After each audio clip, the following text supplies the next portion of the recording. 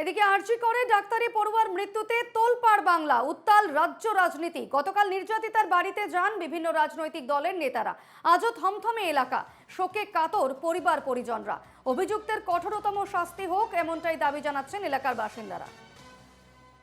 শোকে বিভোল মৃতের পরিবার পরিজনরা। এলাকাবাসীর দাবি, অভিযুক্তের কঠোরতম শাস্তি হোক, এমনটাই জানাচ্ছেন এলাকাবাসী।